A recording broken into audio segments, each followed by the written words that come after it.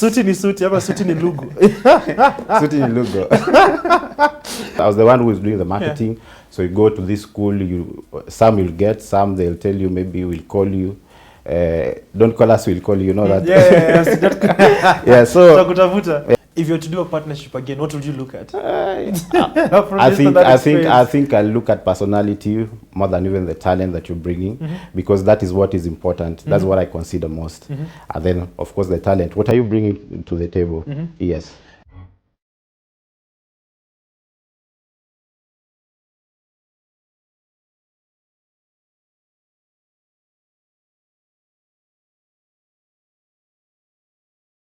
Good evening and welcome to the Late Night Business. Tonight, as always, we have a very interesting show lined up. My name is Ian Dennis, and with me, I have a very interesting guest that I can't wait for you guys to hear out this particular story. But before I get to introduce my guest, I want to remind you that you're here at the Capital Club, the place you need to be as an entrepreneur, because at the Capital Club, primarily you have an access to a huge array of network. I always say your network is your net worth, and just being part of the Capital Club, you have an access to this particular huge network.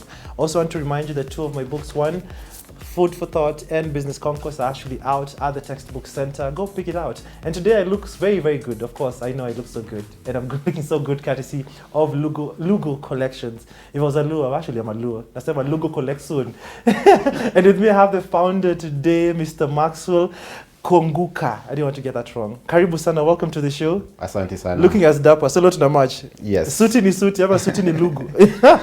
Suti ni Lugo.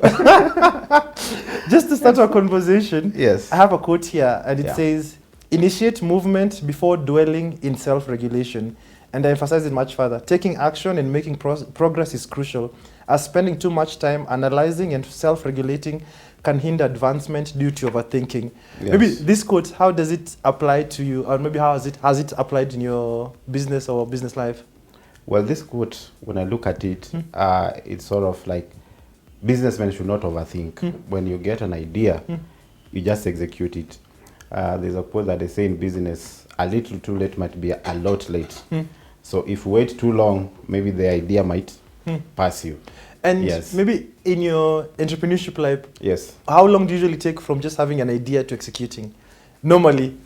For me personally, if I think about something and I have the resources and ability, it may go all out. Yes. Yourself? Well, I want to lie to you that when I think of an idea, then I just execute it immediately. I love to think through it. And then once I've looked at all the risk factors and all the benefits, then I'll go into it.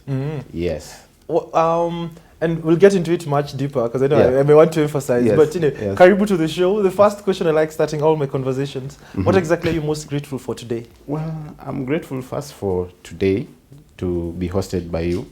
Yes, so I'll say maybe it's a dream come true.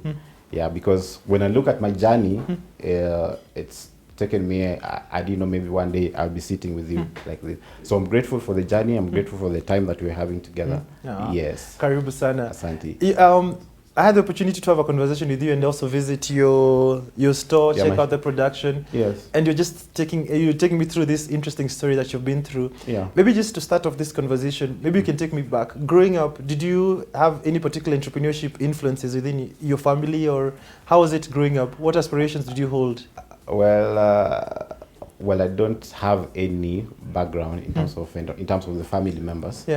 Yeah, but my entrepreneurship journey started when I was in campus. So when I was in campus, there's a business that I started. So I used to do printing, photocopying and stuff. So from there, I got the knowledge of you can actually do something and make money out of it. So when I was in my second year, I think I used not to ask money from the parents for upkeep. Yeah. So there's a time my dad would call me and ask me, "Hey, you've been so quiet. Are you okay?" Yeah. Then I would tell him that no, I'm okay. I'm just fine. So I did that for about 2 years. I think when I was in my 4th year, now I decided to sell the business because now I wanted to concentrate on my studies and then finish and work on my grades and stuff like that. So when you started off the business in campus, primarily you had no background of entrepreneurship. What triggered you to start the business back then? Well, what happened, I think I had a brother who was also in university. So when he came home, he told me like he was doing a business like in, an older brother. Yeah, an older brother. Yeah.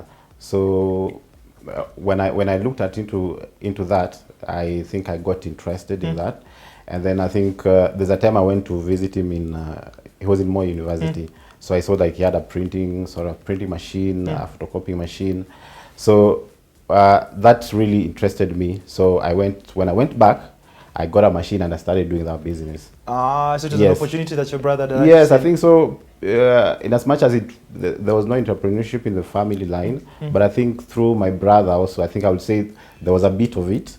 Yes, not that much, but there was a bit of it. So because it's something that I learned from my bro. Yes. And what influences did you have growing up? Because you mentioned none of your parents were an entrepreneur. What were your parents into? What are the influences and the values they instilled in you? Maybe when you look back in retrospect. Well, I think my dad was a teacher. He was a high school teacher. So you Mwalimu know, well, I'm Mwalimu Mombasa, I'm Mwalimu Jog. Oh, geography. Yeah, geography. Yes. So you know, when your dad is a teacher, so of course it was like strict parenting. Yes. So I think that gave me a lot of discipline. And mom? And mom was a stay-at-home mom. Yes. But then I think that discipline, that culture that they instilled in me, I think has also contributed to my business. Because see, for you to run a business, you have to be very disciplined. Yes. And growing up, primarily you said dad was a geography teacher. Yes. What are some of the values, maybe when you look back, that he instilled in you, besides, what's it called, just being in that particular home whereby it's literally, you have a teacher? Yes. Well, I think the main one is discipline, how you relate with others, because then if let's say something happened, maybe you're playing with the kids around, and then maybe there's a scuffle, so it could tell you like this is not how you relate with people. All right, so then through that, then I've learned how to relate with people, and even with my employees, with my clients. So that nurtured a good relationship up to now. Yes. There's something interesting about your story, was that, so the first business that you did was while in campus. Yes. And then you also had another stint in business. Maybe you can take us through that story that ended up messy. Yes, I remember that story. So you see, I told you like in my fourth year now I started the printing business. Yes. But then there was a friend of mine, a buddy friend of mine, I think he was doing computer science. So he had given me a software. So this software was used to send bulk SMS. So I saw an opportunity here. So I used to go to schools and share with them that idea, like I have this software. You can use it to send messages to parents. And I think most schools, some are a bit apprehensive, some took it. And then through that process, then I was able to see there was a business in this one. So there are some schools you could go and they'll tell you maybe if they can get something that is more comprehensive. So I looked at one of my friends who was a computer science student, a colleague. So I told him, why can't we partner so that we can give these schools more? And then he said, okay, let's do it. So I used to market. So I was the one who was doing the marketing. Yeah. So you go to this school, some you'll get, some they'll tell you, maybe we'll call you. Don't call us, we'll call you, you know that. Yeah. Yeah, so. Tutakutafuta. Yeah. But some gave us. So I think there's a place that we went. We were given a contract. It was about, I think, 50,000. So which is a lot of money back then. Yeah, it was a lot of money. Yeah. It was a lot of money. Yeah. So I said, like, because we are now going to, because I started the business, but now we are going as partners. So why can't we do this thing 50-50? The business was registered, it was just like... No, it was not registered. It was just partnership. In quotes. Yes, yeah. Yes, it was partnership in quotes. So we started the business. So we went. And then we set up the system. So that school told us we should be coming, I think it was on a Thursday, so that we could collect the check. Yeah. So this guy apparently was in school earlier than me. So he went, he was given the check. He said, just write the check under my name. And then, so when I went, I was told, but your friend was here and he was given the check, and the check was written under his name. So when I call him, he does not pick. Then he sends me like something, I think around 15,000. So I was like, but we agreed it was supposed to be 50-50. Yeah. What happened? But you know, like I'm the one who did a lot of work. You know, I did the coding and stuff like that. Yes. So then I said, okay, it's fine. So I called my dad. I explained to him, and so dad told me something. He told me, you see, that money that guy has sent you, don't worry about the big money that is not sent you, like the full amount that you're supposed to get. So he told me, that money that he has given you, that is what God will bless you with. Yes. So he told me that it's 15,000, but after that 15,000, it will grow to something big. And what lessons do you learn from it? Because I know one of the things about business. Yes. Sorry. Let me just continue with that 15,000. Now, this 15,000 is what I used to set up a website. So the website that today is lugo.co.ke. So actually, my first client, I got through that website. Yes. Right. Yes. And so, had you already thought about Lugo at that particular point in time when you're running the business, or how was it? Now, the funny thing, you see, that experience now made me to now start thinking, because now this is your partner, you are working together, and like you see, you had dreams. Like, I wanted this thing to grow so that we can serve so many schools. But then now this is the guy you cannot continue working with that person. So, and then you're also bitter. There's that other bitterness because you've done the work. Like you feel like you've been betrayed. Yes. So out of that anger, I think that fueled. Now I started thinking of what business can I do. So luckily enough, my sister had a tailoring shop somewhere in KC. So I used to join her, and I saw how she was doing her business. I think I got interest from there. Your older sister? Yeah, my older sister, of course. Yeah, so I got interest from there. And then now I thought of how do I now expand this thing. So that is when now I decided now to come with that name of Lugo, and I set up the website with that money. Oh, the money that guy had given me, because of course he sent the money, so I just kept it somewhere, just waiting for what's the next course of action. Yes. And it was doing, what's it called? You set it up while still in campus? No, or it was after actually, campus? The partnership, we did it now after campus. But when I was in campus in my fourth year, I used to do it alone. I just used to go install the software like that. So after campus now, when I was going, so these people told me they wanted something more comprehensive, something that they can use for inventory and stuff like that. So that's when I engaged this old colleague of mine so that we can start the business. So bringing the partnership was not I don't know whether I call it a blessing or a blessing in disguise. Because maybe if that incident never happened, maybe I couldn't be here. Yes. And what did it teach you about partnerships? Because in business, there are some who push for having a partnership, there's some who don't. What was, from your experience, would you advise people to go for a partnership, or what are some of the things they want to look for before putting a partnership? Well, I didn't look at it that maybe partnership is a bad thing. I just thought maybe it was just a bad day for me, or just a bad day in business. Yes, so partnership I think is a good thing, but then you also have to be very careful with the kind of partnership that you bring on board. Yes. If you were to do a partnership again, what would you look at? I think I look at personality more than even the talent that you're bringing, because that is what is important. That's what I consider most. And then, of course, the talent. What are you bringing to the table? Yes. So it was based on that particular failed partnership, and you had the money you'd made through that particular business that you did, that literally was the base point of starting Lugo. Just take me through the earlier years for Lugo. So primarily you had the 15,000, used part of it to set up the Actually, website. Used the whole amount. They used the whole amount to set up the website. So I had a website. I had a website, so I'd put products there. So I'd put that, but I didn't have the products. So the products are getting from the internet? Yes, I just downloaded the internet, the products from the internet, and I put them there. So then I could write a description. This particular suit, it costs this amount, but I didn't have the products. But now people used to call me, ask me, "Do you have this thing?" Then I'll tell them, "Well, this one is out of stock." But then you see, them calling me made me. It's a validation. Yes, it was like, this thing can work. Why can't I just now commercialize it and start doing something out of it? So, but I used to keep their contacts. So if somebody calls me, I'll just keep them. I'll just keep the contacts like that. And then I think, because I started this business, I think it's 2013 towards the end, and then in 2014, now I wanted, because people were calling me, people were asking me for this product. So just based on the website? Yeah, based on the website, nothing, nowhere else. So that time my grandmother used to have some chamas.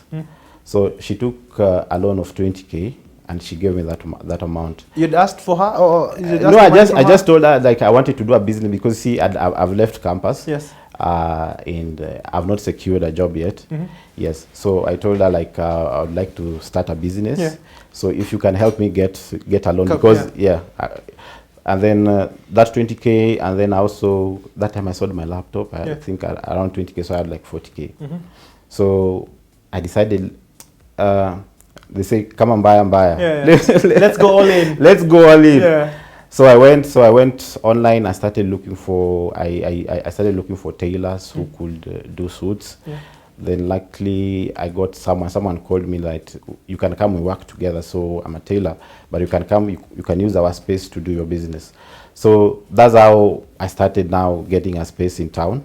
And I started doing my business from there. So it was based out of your grandmother's taking a loan on your behalf, exactly. and selling your laptop to start. Yes, so that was like coming to around 40 Gs. Yeah. And then this 40 Gs was actually, because see that time I was in KC. So you're not yet in Nairobi? I was not in Nairobi, I was in KC because that's where my sister's shop was. Yeah. So I had to move, so this money was used to get a place to stay. So the money, 40,000 was to move to Nairobi to Nairobi, yes.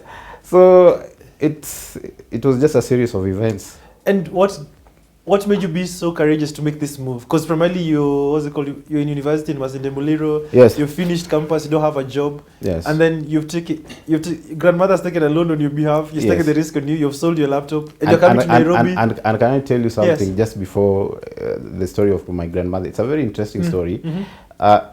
Before she had given me a loan before, I think, because this was in 2013, and then in 2014 I was running some business for selling like phone covers and stuff like that. In Kisii? Yeah, in Kisii. So she had given me a loan previously of around I think another 20K. So I was able to repay this loan for like 8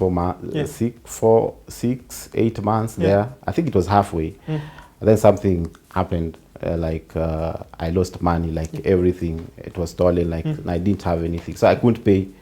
So my dad had to come in and pay it. You understand? Yeah. So the second time, she still had faith in me, and she gave me. And she believed in you. Yeah, she believed in me. But now this time around, I said, I'm not going to disappoint her. Yes.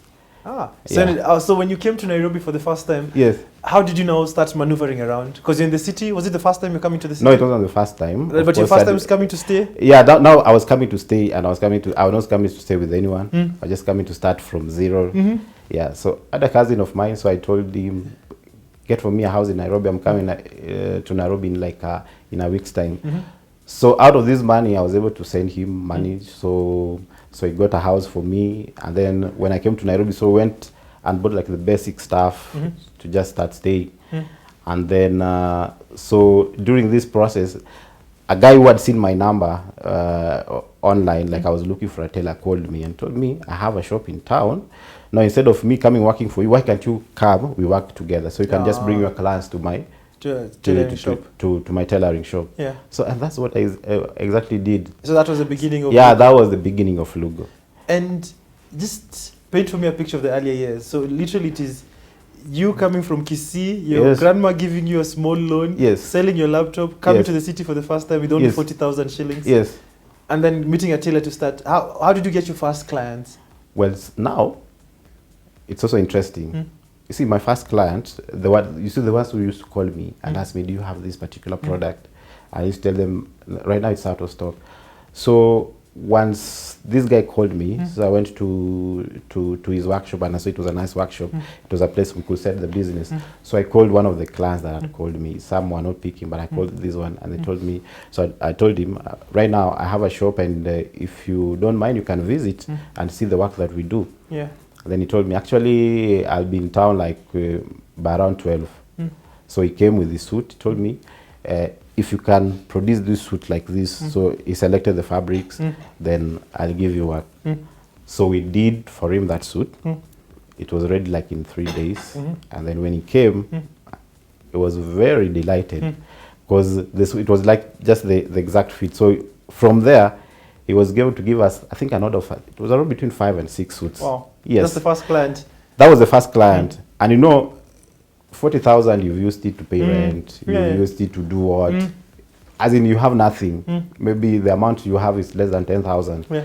But you give yourself hope that maybe it might work. True. If it doesn't work, I think I still go back home. My parents are still there. My grandma, yeah, my grandma is still there. Yes. And I'm still young. Yeah. I'm just fresh from college. I think it's 2 years since I left college, so I'm still young. So I don't have a lot of like baggage and stuff like that. Yes. So I was just giving myself hope that maybe this thing might work. Yes. So it was just based on that first client that yes. the business started. So out of the, so when I got that order of 6 suits, at least I was able to get something like 30K again in my account. So from this one, I started now marketing on social media. No, so your grandma. Yes, that one I paid. I paid pole pole. Yeah. I think after 6 months, then I was now to clear the whole amount. Yes.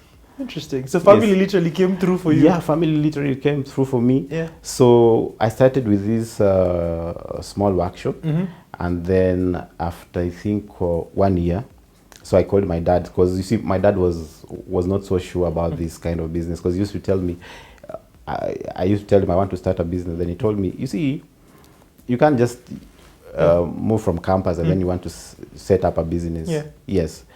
He used to ask me, have you seen anyone who just left college and then now you go and set up a kiosk? I told him, okay, because he wanted me to continue with education, go and do my master's and stuff like that. Of course, that is a teacher. Yes. But I told him, I'll do all these things, but let me start working first, so I can advance my education after I've finished, after I've started something on the side. Interesting. So even for me to start, actually didn't know. Yeah. Yes. So it's something that. So so Dad didn't know you've come to Nairobi. No, he didn't know. All right. So, yeah, because that time I was in. I think I was staying with my sister in KC. So well, I told them I was going for an interview in Nairobi, a job interview. Yeah. So then they say, okay, just go. But they didn't know like the plans that I had.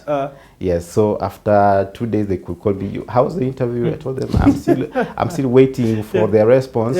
But they have told me there's another one. There's another one I'm waiting for next week. Yes. Yes. But down here, I was working on my business. Craft. Yeah. So in the house, like I think I'd bought like the basic stuff. Because I was telling myself, if this thing doesn't work. Then I don't have a lot of things to dispose. Yeah, so I can just go back. And I did that for like 3-4 months. I wasn't like sure if this thing will work. Even after the class was streaming, I wasn't 100% sure. So after the 6th-7th month that's when I saw, I think this thing, you can actually get to work. I will stay here now. That's when I started maybe getting myself some house stuff. Yes. So this has been quite the interesting episode, and I'm sure you're yearning to know more. What exactly happened to Lugo? How did it grow? And unfortunately, we can't finish it today. So next week, we're going to be continuing with this particular story. Hope you can actually just get to join in. So next week, Tuesday at 8 p.m. on KTN. So I'll see you next week as we continue on this interesting journey.